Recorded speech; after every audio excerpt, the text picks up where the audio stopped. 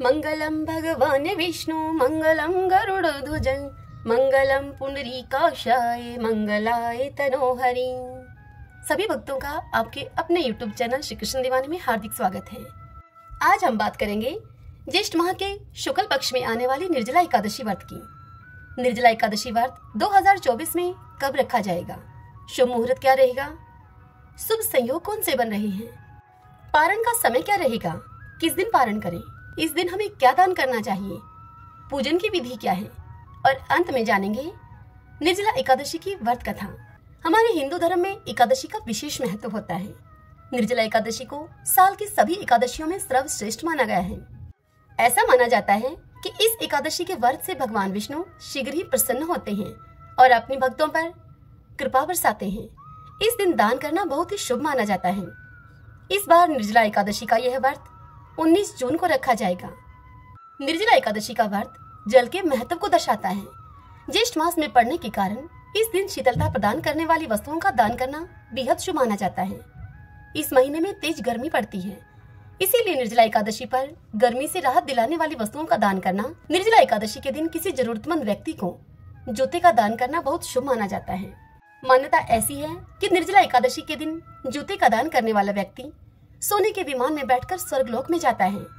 इस व्रत में अन्न, पंखा, छाता, बिस्तर और वस्त्र दान करने का विशेष महत्व बताया गया है। इस दिन व्रत करने से व्यक्ति को परम पुण्य की प्राप्ति होती है। इस दिन चने और गुड़ का दान करना बहुत ही मंगलकारी होता है, क्योंकि इस बार यह एकादशी मंगलवार को पड़ रही है। इस दिन आम और खरबूजे का दान करना भी बहुत उत्तम है। एकादशी का व्रत सभी तीर्थों में स्नान करने के समान होता है। हिंदू धर्म की मान्यताओं के अनुसार निर्जला एकादशी का व्रत रखने और बताई हुई इन वस्तुओं का दान करने से उस व्यक्ति को सभी पापों से मुक्ति मिल जाती है। इस दिन दान पुण्य करने से मनुष्य को स्वर्ग की प्राप्ति होती है और उसके जीवन के सभी दुख और कष्ट दूर हो जाते हैं। ऐसा माना जाता है कि इस व्रत को करने से व्यक्ति को दीर्घायु प्राप्ति होती है। निर्जला एकादशी का यह व्रत ज्येष्ठ माह के शुक्ल पक्ष की एकादशी तिथि को रखा जाता है। तो देखिए भक्तजनों, ज्येष्ठ माह के शुक्ल पक्ष की इस निर्जला एकादशी की शुरुआत होगी 17 जून को सुबह 4:43 से इस एकादशी तिथि का प्रारंभ हो जाएगा और इस एकादशी तिथि की समाप्ति होगी 18 जून को सुबह 6:24 पर यह एकादशी तिथि समाप्त हो जाएगी। तो देखिए, अब बात आती है कि हमें दोनों ही दिन 17 जून और 18 जून को उदया तिथि मिल रही है एकादशी व्रत करने के लिए, यानी कि सूर्योदय का प्रारंभ हो रहा है एकादशी रहते हुए। तो हमें क्या करना है, हमें दशमी के साथ लगती हुई एकादशी का व्रत नहीं करना है, क्योंकि वह नरकगामी होती है। इसलिए द्वादशी के साथ लगती हुई एकादशी का व्रत करना ही अनंत फलदायी होता है और यह द्वादशी के साथ लगती हुई एकादशी हमें 18 जून को प्राप्त हो रही है। इसलिए हम व्रत करेंगे 18 जून को। अब बात आती है कि पारण किस दिन करें। तो देखिए भक्तजनों, इस व्रत का पारण हम करेंगे 19 जून को सुबह 5:24 से सुबह 7:28 के बीच में। इस बीच द्वादशी तिथि समापन का समय रहेगा सुबह 7:28 पर। इस समय द्वादशी तिथि समाप्त हो रही है। हमें एकादशी व्रत का पारण द्वादशी रहते हुए ही कर लेना चाहिए। इस एकादशी के दिन 3 शुभ संयोग बन रहे हैं। इसके अलावा व्रत के पारण वाले दिन तो 5 शुभ योग बन रहे हैं, जिस वजह से निर्जला एकादशी का यह व्रत और भी अधिक विशेष हो जाता है। इस व्रत का पुण्य फल अधिक बढ़ जाता है। तो आइए अब जानते हैं निर्जला एकादशी पर कौन से 3 शुभ योग बन रहे हैं और पारण के दिन 5 शुभ योग कौन से हैं। तो देखिए भक्तजनों, इस साल निर्जला एकादशी का यह व्रत 18 जून मंगलवार को है। व्रत वाले दिन 3 शुभ संयोग बन रहे हैं। निर्जला एकादशी पर त्रिपुष्कर योग, शिव योग और स्वाति नक्षत्र का अद्भुत संयोग बन रहा है। उस दिन त्रिपुष्कर योग का समय रहेगा 18 जून के दिन से दोपहर के 3:56 से 19 जून को सुबह के 5:24 तक। इस समय में त्रिपुष्कर योग रहेगा। इस दिन दूसरा योग स्वाति नक्षत्र प्रातःकाल से लेकर दोपहर के 3:56 तक रहेगा। शिव योग भी इसी दिन प्रातःकाल से लेकर रात्रि के 9:39 तक रहेगा। ये दोनों ही योग और नक्षत्र शुभ कार्यों के लिए बहुत ही अच्छे माने जाते हैं। शिव योग बेहद शुभ माना जाता है। इस योग में आप मंत्र जाप और उसका प्रयोग करके अनंत लाभ पा सकते हैं। त्रिपुष्कर योग में आप जो भी शुभ कार्य करते हैं उसका आपको 3 गुना फल प्राप्त होता है। निर्जला एकादशी व्रत का पारण 19 जून को होना है। 19 जून को 5 शुभ संयोग बन रहे हैं। 19 जून को सिद्धि योग प्रातः काल से लेकर रात्रि के 9:12 तक रहेगा। वहीं विशाखा नक्षत्र प्रातः काल से लेकर शाम को 5:23 तक रहेगा। पारण के दिन स्वार सिद्धि योग, रवि योग और अमृत सिद्धि योग भी बन रहे हैं। ये तीनों ही शुभ योग 19 जून को शाम के 5:23 से अगले दिन 20 जून को सुबह 5:24 तक रहेंगे। यदि संभव हो सके तो आप यह निर्जला एकादशी का व्रत निर्जल ही रखें। आइए अब हम निर्जला एकादशी की व्रत कथा का श्रवण करें। सभी बोलिए ओम नमो भगवते वासुदेवाय, ओम श्री राधा कृष्णाभ्याम नमो नमः। युधिष्ठिर ने भगवान श्री कृष्ण से पूछा कि हे जनार्दन, अपरा का सारा महात्म्य मैंने आपसे सुन लिया है। अब आप ज्येष्ठ माह के शुक्ल पक्ष में जो एकादशी हो उसका हमसे वर्णन कीजिए।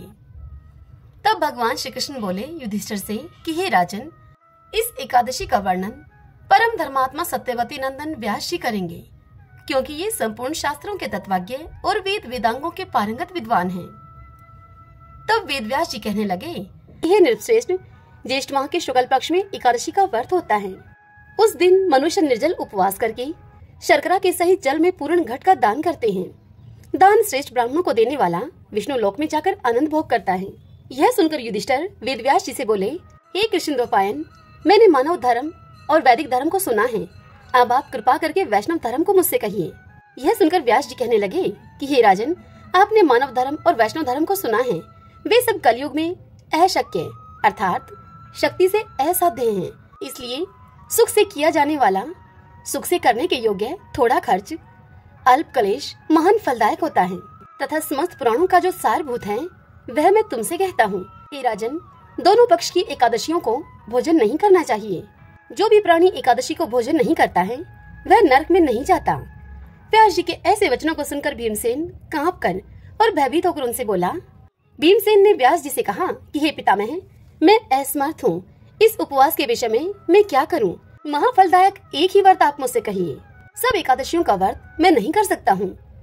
यह सुनकर व्यास जी बोले कि हे भीमसेन, वृष या मिथुन के सूर्य होने पर ज्येष्ठ मास की शुक्ल पक्ष की जो एकादशी होती है, उस दिन स्नान और आचमन के जल को छोड़कर विद्वान पुरुष अन्न और जल का ग्रहण न करें, अन्यथा जल का ग्रहण करने से व्रत भंग हो जाता है। विद्वान पुरुष सूर्योदय से सूर्योदय तक जल का त्याग करे।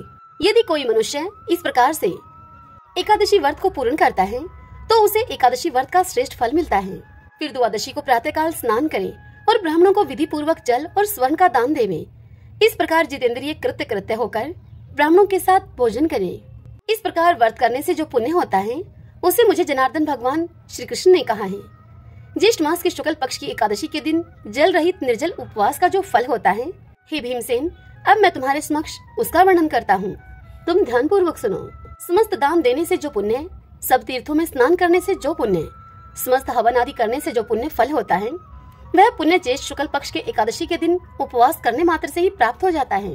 हे वर्कोदर, एक वर्ष के अंदर शुक्ल तथा कृष्ण पक्ष की जितने भी एकादशी होती हैं, वे सब उपवास करने के योग्य हैं। इसमें कोई संदेह नहीं है। वे सभी एकादशी धन धान्य, पुण्य, पुत्र और आरोग्य को देने वाली हैं। हे नरव्याघ्र, उन दिनों में उपवास करने से उक्त फल देती हैं। यह मैं तुमसे सत्य सत्य कहता हूँ। एकादशी के दिन उपवास व्रत करने से उस प्राणी के सामने यमराज के दूत नहीं आते हैं, जो कि बड़े ही भयानक, विशालकाय, कृष्ण वर्ण, दंडपाश से युक्त और अति ही क्रूर कहे जाते हैं। हे भीमसेन, एकादशी व्रत करने वाले जो वैष्णव हैं, उनको अंत समय में बैकुंठ को लेकर जाने के लिए पीताम्बरधारी, सौम्य स्वभाव, चक्रधारी और मन के समान वेगशाली विष्णु दूत वहाँ पर आते हैं और उनको बैकुंठ में लेकर जाते हैं। इसीलिए सब उपायों से एकादशी का जल रहित व्रत करने तथा जल और धेनु का दान देने से प्राणी सभी पापों से मुक्त हो जाता है। हे नृपश्रेष्ठ, ज्येष्ठ माह के शुक्ल पक्ष की एकादशी को निर्जल उपवास करके अन्न और शर्करा के सहित जल पूर्ण घट का दान श्रेष्ठ ब्राह्मण को देकर प्राणी तीनों पापों से छूट जाता है और वह विष्णु लोक में जाकर विष्णु भगवान के समीप रहकर आनंद भोग करता है। भीमसेन जी कहने लगे वेदव्यास जी से कि हे तात, आपने जो एकादशी का व्रत और उसका जो महात्म्य मुझसे कहा है, यह मुझको कुछ मूर्छित होने से सत्य प्रतीत नहीं होता। अतः आप मेरे प्रति इस वात्सल्य भाव को त्याग कर ठीक ठीक बात मुझे बतलाइए। यदि आप मुझे सत्य वचन कहेंगे तो मैं विदुर वचन के सदृश अर्थात धृतराष्ट्र के प्रति जो विदुर जी ने वचन कहे थे उन्हीं वचनों के समान ही नष्ट हो जाऊंगा। हे तात, मंत्री, पुरोहित और वैद्य, इनको सत्य और यथार्थ वचन ही बोलने चाहिए, अन्यथा केवल मीठे वचन बोलने से उनके धन, धर्म और शरीर तीनों ही नष्ट हो जाते हैं। भीमसेन की यह बात सुनकर व्यास जी उनसे कहने लगे कि हे पवन पुत्र भीमसेन, हमने जो पहले संक्षेप में तुमसे बात कही है वह सर्वथा सत्य है, इसको तुम असत्य नहीं मानना। मैं इस विषय में तुमको एक प्राचीन इतिहास सुनाता हूँ। तुम उन स्कंद जी के वचनों को सुनकर इस संशय से रहित हो जाओगे। पूर्व काल में कालाजन पर्वत पर पुलिंद नाम वाला एक विख्यात समस्त धर्मों का पालन करने वाला और उन धर्मों का ज्ञाता हुआ है। उसने निष्कंटक राज्य करके वहाँ पर द्वारकापुरी के सामने महानपुर बसाया और स्वयं अनेकों रथ, सेना, एरावत के समान हाथी और उच्च शर्वा के समान घोड़ों से परिवारित अर्थात आवृत होकर और सचिवों से अनुमोदित होकर विजय यात्रा के लिए निकला। 100 योजन के प्रमाण में उसकी सेना उस पुर से बाहर निकली और राजा के साथ चलने वाली जो पैदल सेना थी वह सारी पृथ्वी पर छा रही थी। 7 व्यूह की सेना की रचना से युक्त वह सेना 7 महासमुद्रों के समान प्रतीत होती थी। वह राजा बड़े बड़े मंडलिक वीर राजाओं और सेवकों को जीतकर उनसे बहुत सा धन और कर लेकर अपने पुर को वापस लौटा। इस तरह से उस राजा ने पृथ्वी के अनेक चक्रवर्ती राजाओं को जीता। जिस जिस सेनापति को बलवान सुनता था वह राजा वहाँ पर वेग पूर्वक जाकर उनको जीत लेता था। इस प्रकार घूमते घूमते उस राजा के गुप्तचरों ने आकर राजा को यह संदेश दिया कि महाराज, यहाँ पर सबों का मालिक एक परम धर्मात्मा राजा है, जो कि श्रुति, स्मृति और पुराणों का ज्ञाता, देवता तथा अतिथि की पूजा करने वाला, सत्य प्रतिज्ञ और शूरवीर है। आज तक किसी से भी वह नहीं जीता गया है। उसको बिना जीते इस भूमंडल में आपकी कीर्ति संतुष्टदायक नहीं हो सकती है। अपने गुप्तचरों से यह सब समाचार सुनकर राजा पुलिंद ने अपने मंत्रियों और सेना के सहित उस प्राचीन पुरी को, संपूर्ण नगर को चारों तरफ से घेर लिया और राजा पुलिंद के सैनिक उस नगर के चारों तरफ अब स्थित हो गए। जैसे वन में बहुत से गिदड़ों के द्वारा एक सिंह घेर लिया जाता हो, ठीक उसी तरह से उन्होंने उस नगर को चारों तरफ से घेर लिया। हे तपोधन, उस समय उस नगर में बड़ा ही कोलाहल मचा। कुछ लोगों ने राजा से और कुछ ने मंत्रियों से जाकर कहा कि हे राजन, उस दिन ज्येष्ठ माह के शुक्ल पक्ष की एकादशी की तिथि थी। उस दिन उस नगर के सभी लोग स्नान आदि करके भगवान विष्णु की पूजा में रत हो गए थे और पूजा में लीन होने के कारण आपस में बातचीत भी नहीं करते थे। ऐसे समय में राजा पुलिंद के सैनिकों ने ग्राम में घुसकर बड़ी ही लूटपाट मचा दी।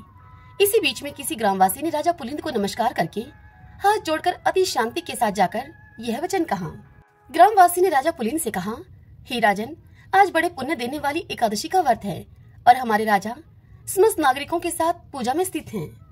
आज नागरिक लोग तथा राजा भोजन, भाषण, हिंसा, मीठा वचन तथा और भी किसी काम का, किसी प्रकार का दोष कर्म नहीं करेंगे।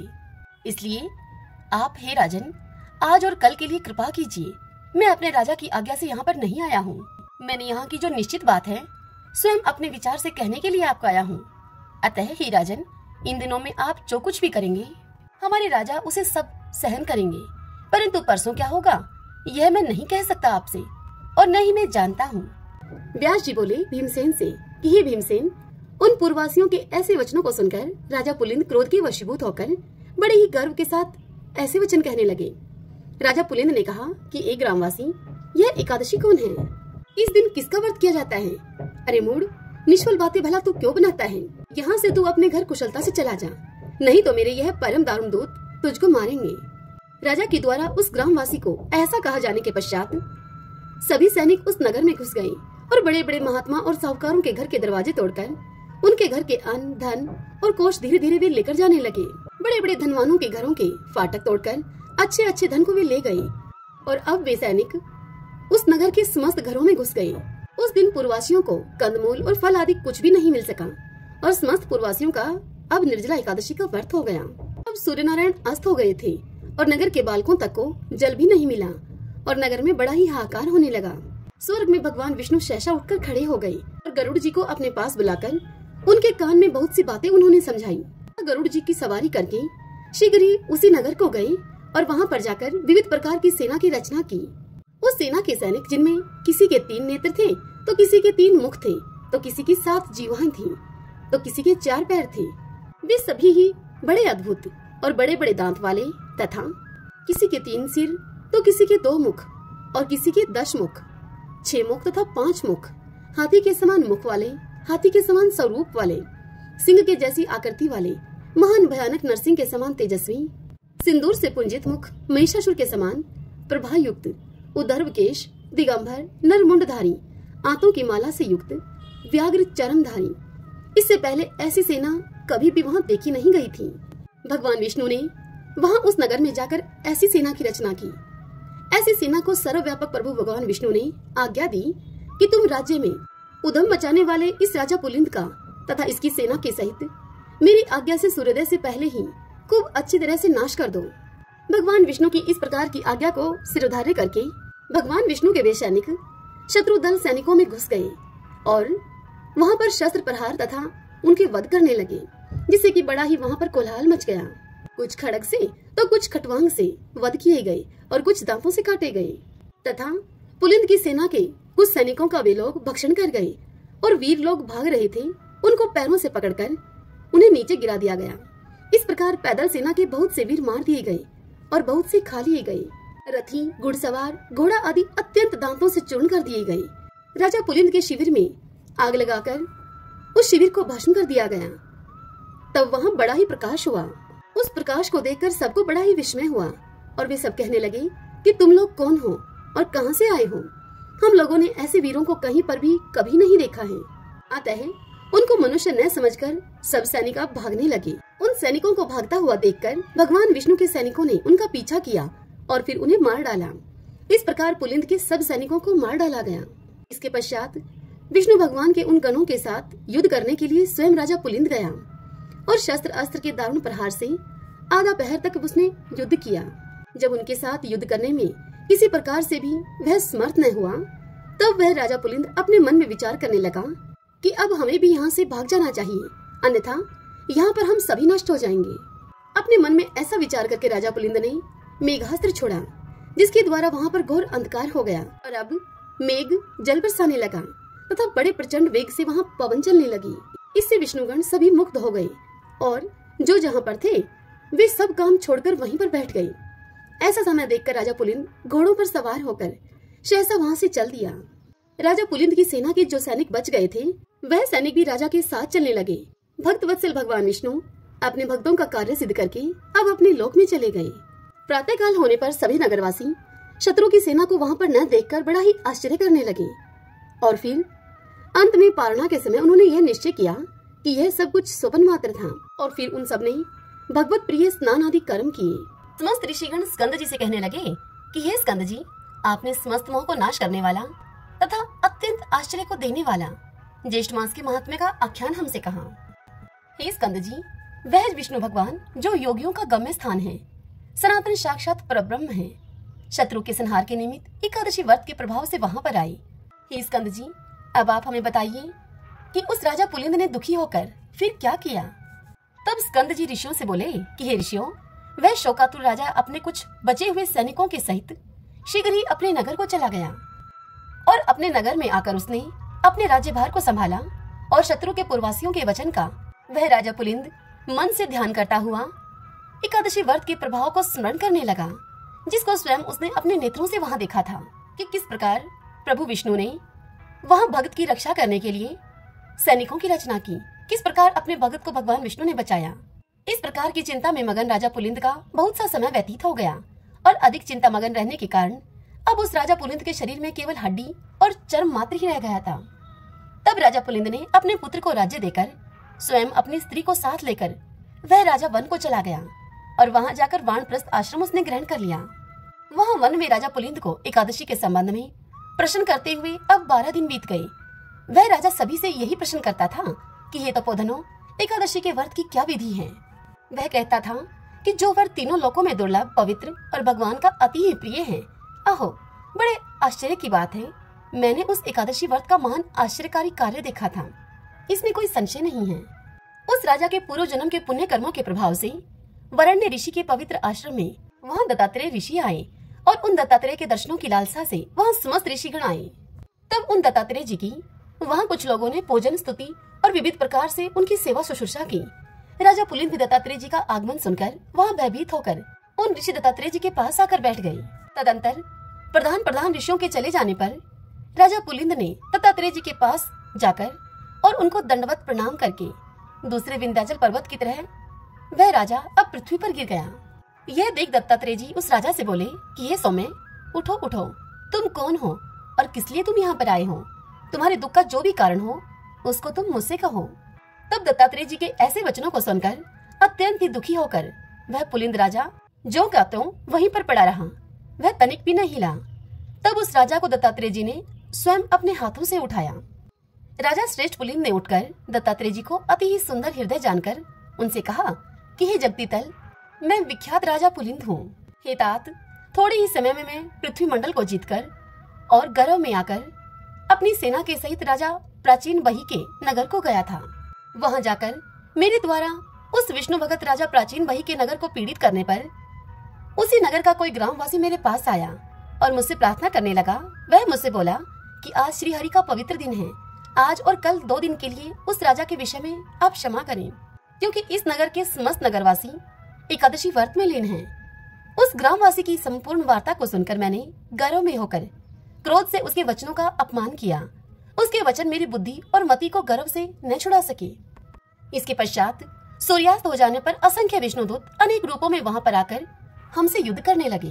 उन विष्णुदूतों ने समुद्र के समान मेरी समस्त सेना को भक्षण कर लिया। अपने प्राण मात्र रह जाने पर हम लोग वहां से भागकर अपने नगर में चले आए। उसी समय से मैंने राज्य, पुत्र, धन इन सब का त्याग करके तामसी वृत्ति का आश्रय ले लिया। अब आज आपके चरण कमलों का दर्शन करके मैं कृत्य हो गया हूँ। मैं धन्य हूँ तथा मेरे पूर्वज भी पुण्यशाली थे, जो कि आज देवताओं से भी पूजित आपके चरण कमलों का मुझे दर्शन प्राप्त हुआ। हे भगवान, एकादशी नाम वाला व्रत कैसा होता है और यह व्रत किस विधि से किया जाता है, उसे आप संक्षेप में मुझसे कहिए, क्योंकि मैं आपकी शरणागत हूँ, अन्यथा मैं शैल्य के समान अपने प्राणों का त्याग कर दूंगा। राजा पुलिंद के इन वचनों को सुनकर सब वृत्तांत को जानते हुए दत्तात्रेय जी उसी समय राजा पुलिंद को दोनों हाथों से आलिंगन करके और दयाद्र चित्त होकर मधुसूदन भगवान के एकादशी व्रत के विधान को उनसे कहने लगे। दत्तात्रेय जी राजा पुलिंद से कहने लगे कि हे राजन, सुनिए, मैं विधि पूर्वक आपको एकादशी का व्रत कहता हूँ। हे नृप, दशमी के दिन प्रातः काल उठकर शौच विधि को करें। तदंतर काष्ठ की दातुन को त्याग करके पके हुए पत्तों से दांतों को शुद्ध कर ले। महानदी में मंत्र पाठ पूर्वक पंचगव्य से स्नान करें। संध्या आदि कर्म करके स्वच्छ वस्त्र धारण करके अब घर को जाएं। तदंतर गूलर के एक पात्र में उत्तर मुख खड़े होकर जल को भरें और देश काल का उच्चारण करके ब्राह्मणों को प्रणाम करके कहें कि हे देवेश, आज मैं भक्ति पूर्वक आपका व्रत करूंगा। और फिर हे राजन, दशमी के दिन दूसरे के घर का अन्न 2 बार भोजन करना, मांस, शोर तथा शरीर में तेल लगाना त्याग दें। तदंतर हविष्यान के अतिरिक्त और सभी पदार्थ आमिष अर्थात न खाने के योग्य कहे गए हैं। अतः दशमी के दिन प्रतन से थोड़ा सा हविष्यान का ही भोजन करें। रात्रि में कथा का श्रवण तथा गीतवाद आदि के द्वारा जागरण करें। तत्पश्चात सूर्योदय होने पर निर्मल जल से स्नान करें। पूजा गृह में आकर संध्या आदि नित्य कर्म को करें। एकादशी के दिन चित्त में किसी प्रकार का कोई विकार उत्पन्न नहीं होना चाहिए तथा प्राकृत विषयों में अपने मन को लगावें। विष्णु सहस्रनाम का पाठ करके तुलसी दल से भगवान विष्णु का इस दिन पूजन करें तथा पुरुष सूक्त और पावन मंत्रों से जनार्दन भगवान का अभिषेक करें। औषधि, मिथ्या भाषण, शयन, स्त्री के साथ वार्तालाप, क्रोध, कटु वचन, आलाप, काष्ठ के दातुन से दांतों का मंजन करना।